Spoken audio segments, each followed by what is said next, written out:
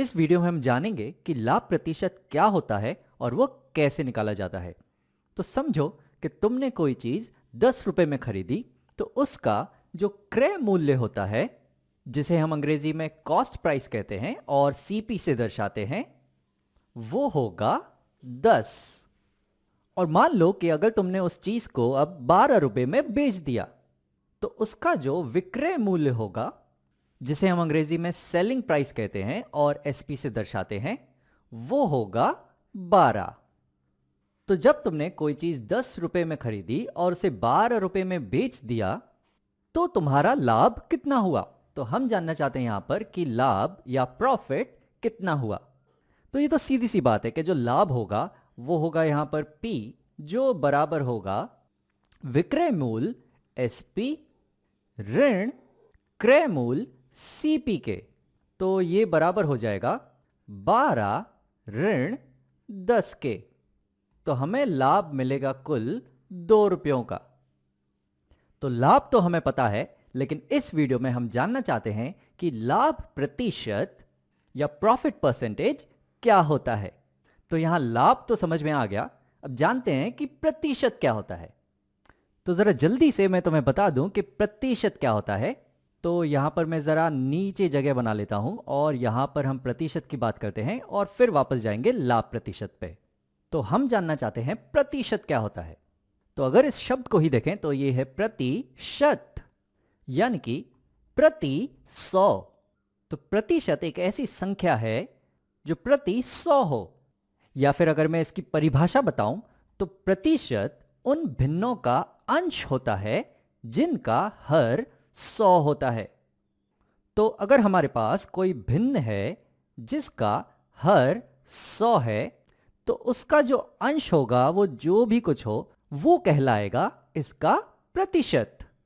ये संख्या जो है प्रति 100।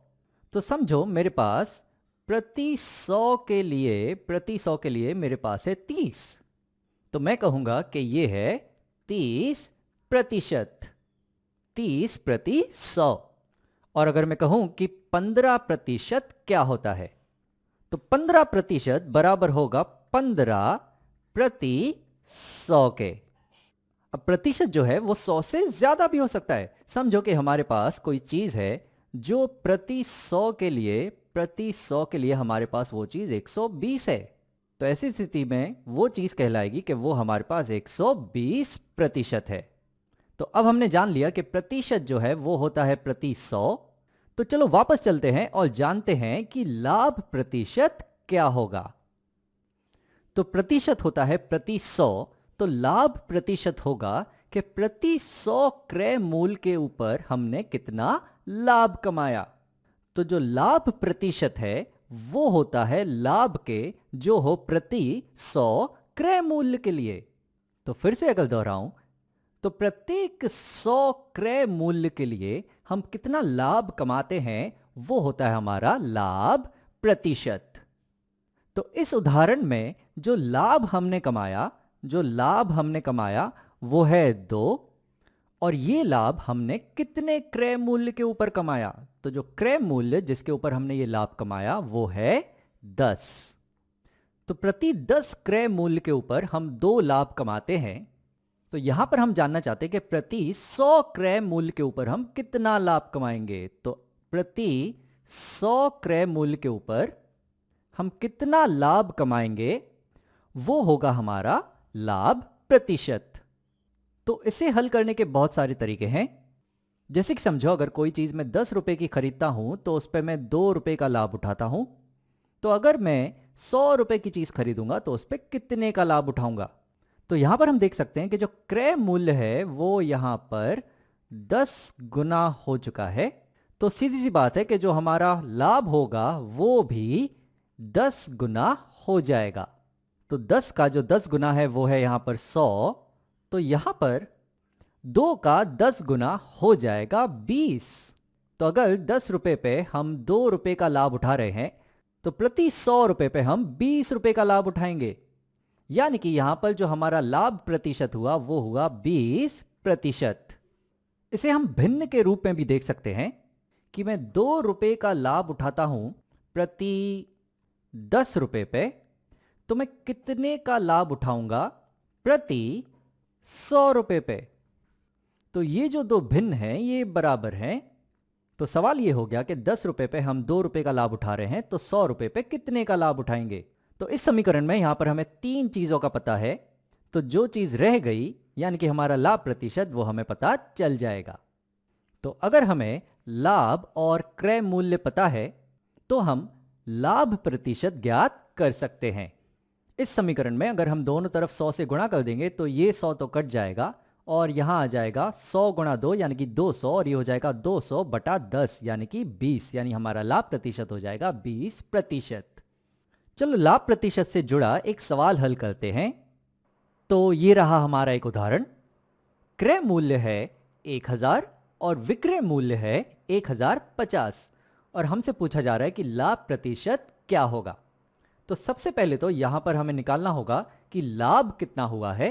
तो जैसा कि हम जानते हैं कि जो लाभ होता है वो बराबर होता है विक्रय मूल्य एसपी ऋण क्रय मूल्य सीपी के।